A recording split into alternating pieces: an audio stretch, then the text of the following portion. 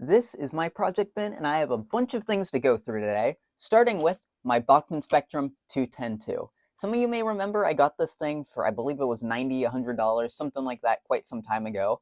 I was considering getting rid of it, but so many people told me to keep it that I hung on to it. Recently, what I did is I added the number to the cab.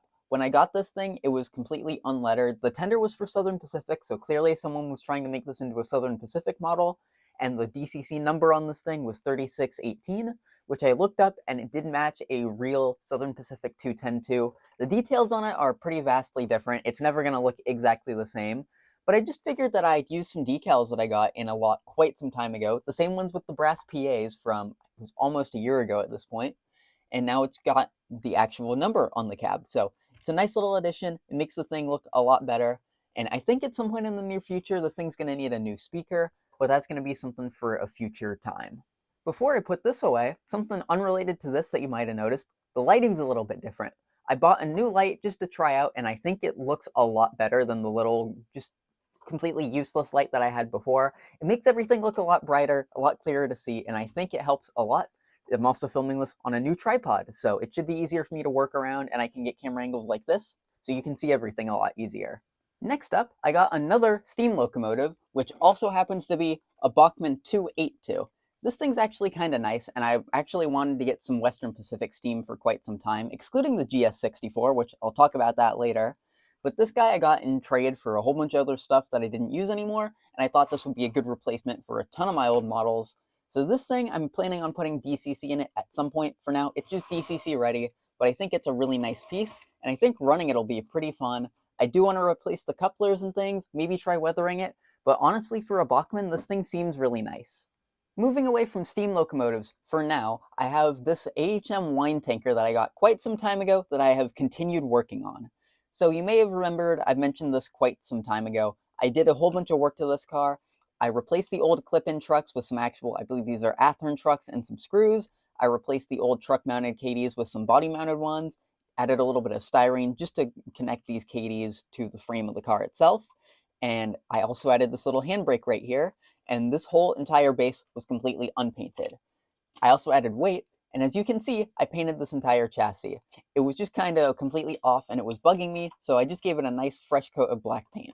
I would like to completely repaint this entire car in the future. I just don't know what I should letter it to, so if anyone has any suggestions, I am open to some.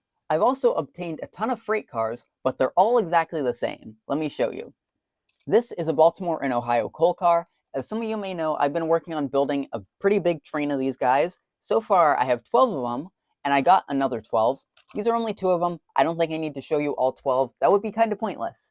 So if any of you remember my Tyco 040 Virginian that had DCC, that one was a pretty fun engine to mess around with, but since I now have my Proto 2000 060, I decided it was time to finally let it go. And one of my friends was first in line to say he wanted it, and wanted to trade some stuff away to get it, and he said that he was annoyed by the fact that all these cars were numbered exactly the same and figured that would be a pretty fair trade. I did actually have to do a ton of work to these cars, but all in all, there's 12 of them. So once I put on some metal wheels, I'll have a full-on 24-car coal train, which I'll still be expanding on in the future. These guys might just be placeholders until I get some new pieces of equipment, because again, they're not in perfect shape, they're old blue box cars. As you can see, I still need metal wheels. I had to file down the bolsters for the trucks just so I can make sure that one of these could just go side to side and the other one on each car could rock up and down a little bit. I also completely clipped off the old coupler boxes because the couplers were way too low on them, and I installed some KD boxes directly to the car, which should make them run a lot better, and I added a bunch of weight. All the cars had coal loads and were in pretty good shape. I only had to do a few minor repairs, but again, once I throw some metal wheels on them, they should be good to go. And here's the locomotive I was just mentioning, my Proto 2000 060. As some of you may remember, after unboxing it and after the first test run, the lights just died. And after that, they just didn't work whatsoever, and I'm pretty sure they burned out. So what I did is I replaced them with, on this side of the locomotive, an incandescent bulb, which actually works really well. I like the way it looks. And on the rear, I have a kind of mismatched LED.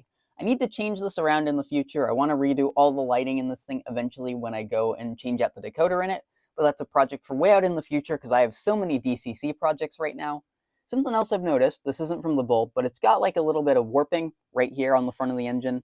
I think that's just perfectly fine. It's kind of annoying, I just noticed it, but I can live with it. I could probably weather over it or something. It's not the end of the world, but it's something that I kind of missed when I unboxed it and have been looking at it in the past. Here we have another recent purchase of mine. This is one of the new BLI Union Pacific observation cars, business cars, whatever you want to call it. I'm actually working on building a very specific business train which used this exact car.